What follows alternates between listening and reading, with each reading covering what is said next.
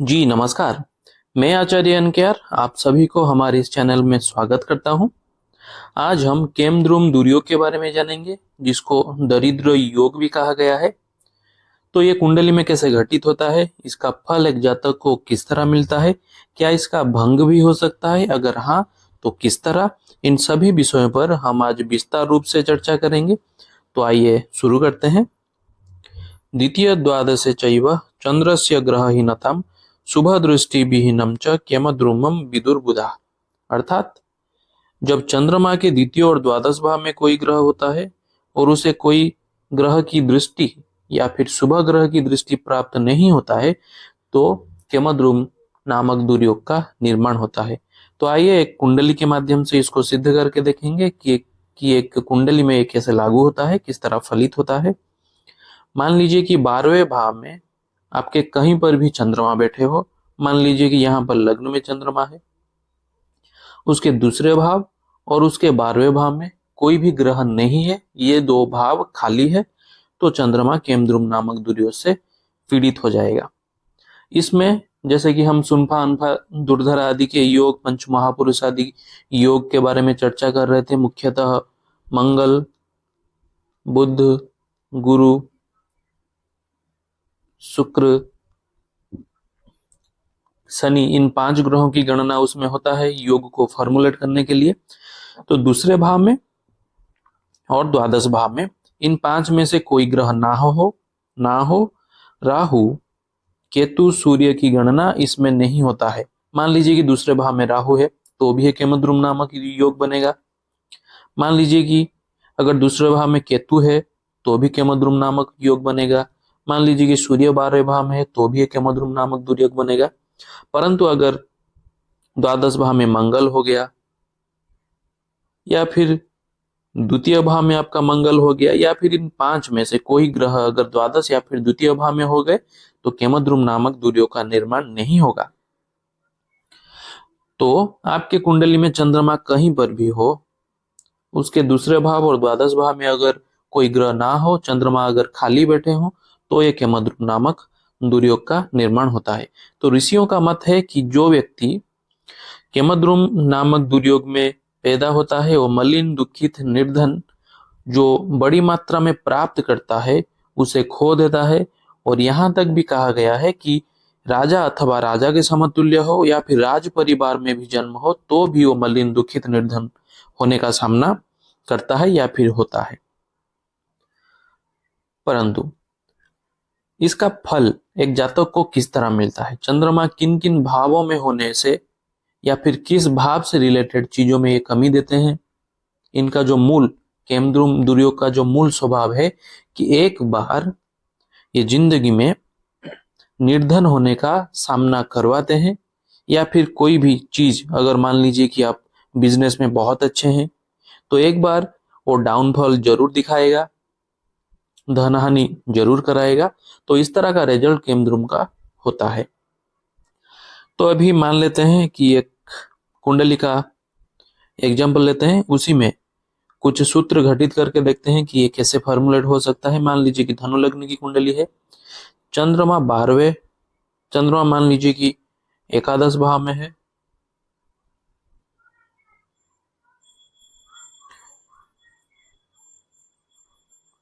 तो तुला लग्न में चंद्रमा हो जाएंगे लाभ भाव में धनु लग्न के लिए।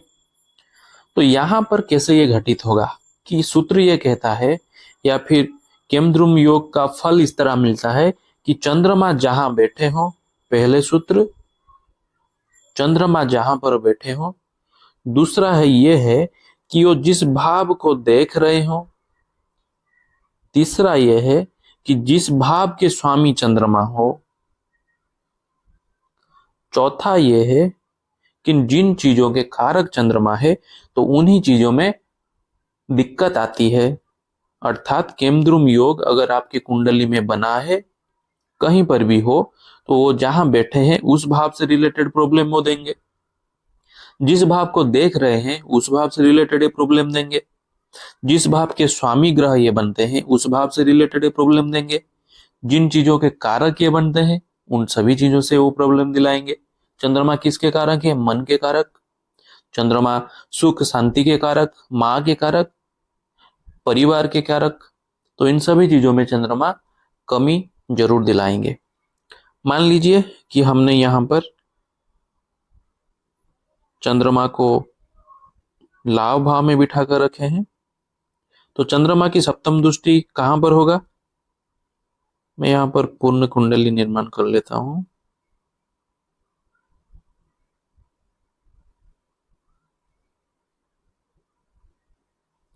मान लीजिए कि जैसे हम सूत्र से पता किए कि जिस भाव में चंद्रमा है अर्थात लाभ भाव में चंद्रमा है, किस भाव को देख रहे हैं? चंद्रमा की एक ही दृष्टि है जो कि सप्तम दृष्टि।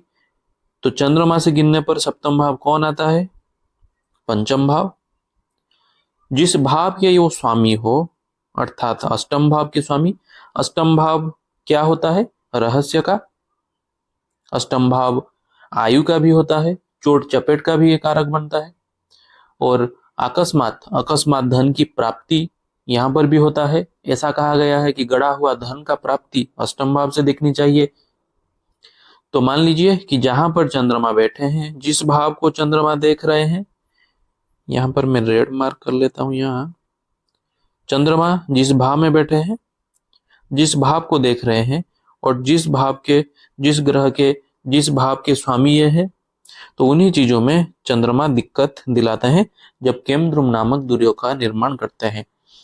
तो पंचम भाव क्या है? शेयर मार्केट, लॉटरी सट्टा जुआ के कारक, जनता के धन के कारक।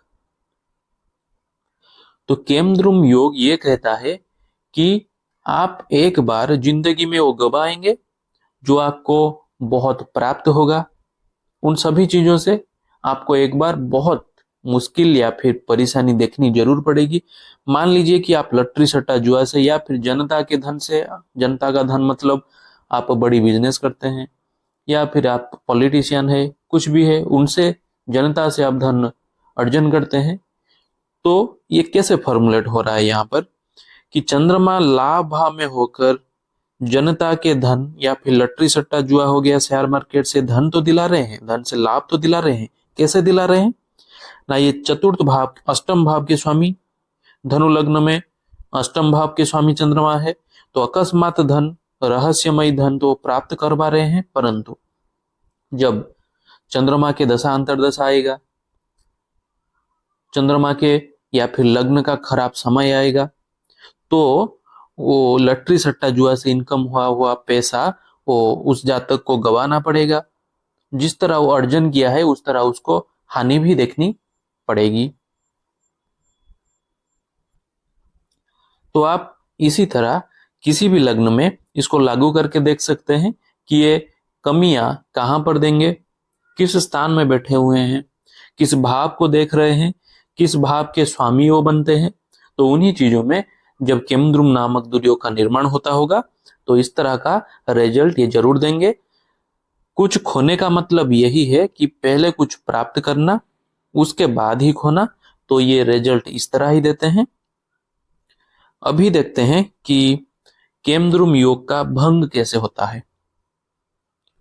यहां पर कुछ सूत्र हम ले लेते हैं। पहले ही धनु लग्न की एग्जांपल लिए थे, फिर से धनु लग्न की एग्जांपल ले लेते हैं।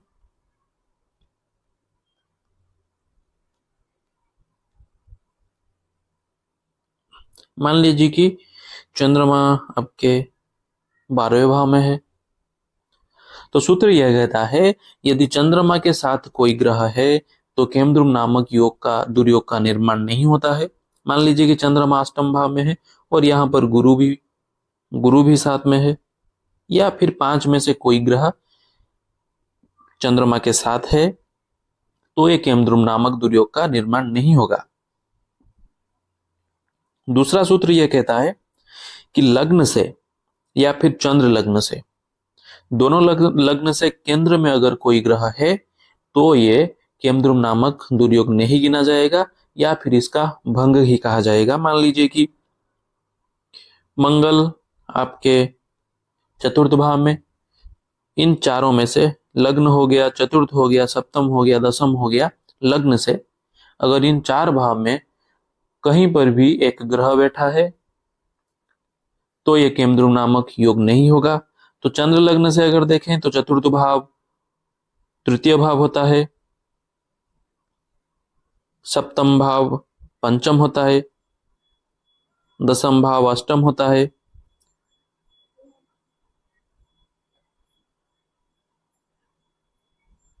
तो अगर चंद्र लग्न से देखेंगे तो चंद्र लग्न से अगर चतुर्थ भाव में कोई शुभ ग्रह है या फिर ग्रह है तो सप्तम भाव में हो गया, दसम भाव में हो गया, द्वादश भाव में हो गया।